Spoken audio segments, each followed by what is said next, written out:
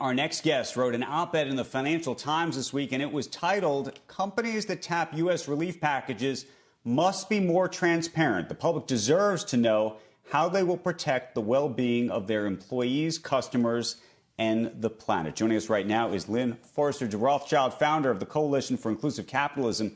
She's also the CEO of the investment office, E.L. Rothschild. And Lady Lynn, it's great to have you on the program this morning. You wrote a fascinating piece. The question I'd ask you is, who should be responsible for all of this?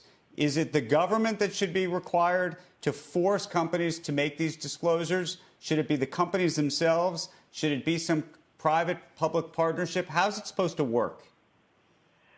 Well, first of all, we saw last year when Corona referred to a beer, not to a crisis, that the Business Roundtable CEOs stepped up and they said that they are going to dedicate themselves to all their stakeholders, to their customers, to their employees, to their community, and to the planet. Davos was all about stakeholder capitalism. And so we have a movement among corporates that this is important. However, from an investor's point of view, unless the metrics about how a company is taking care of its people and planet are standardized and assurable, you really can't invest properly. You can't really be an employee who understands the difference between employee treatment at the different companies in the same industry. And as a consumer, you don't really know.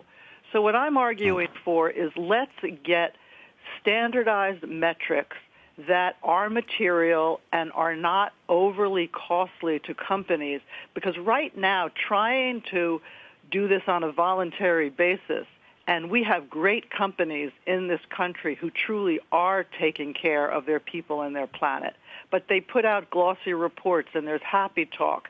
It's very difficult to sort out the best and create a real race to the top, not only on financial measures, which are, of course, important, but also on these non-financial measures. You talked about what may happen on the other side of this pandemic, and I'm very curious how you think this is going to change business, dare I say the word, capitalism, taxes, all of it, in an environment right now where clearly there are at least questions about whether there is a free market, given the government has come to the rescue, not just here in the United States, but around the world.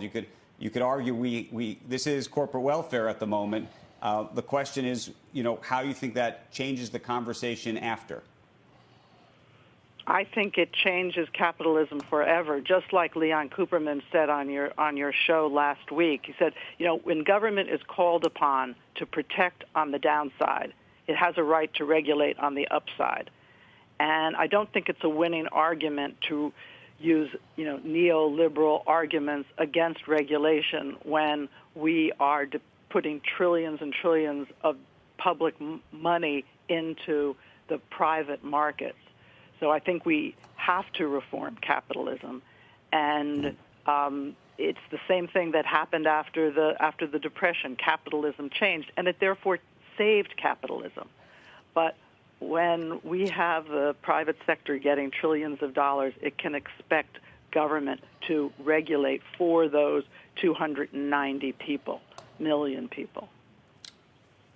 Lynn Forester de Rothschild, it's a great op-ed. Go out and read it. Thank you for joining us this morning. Appreciate it very, very much.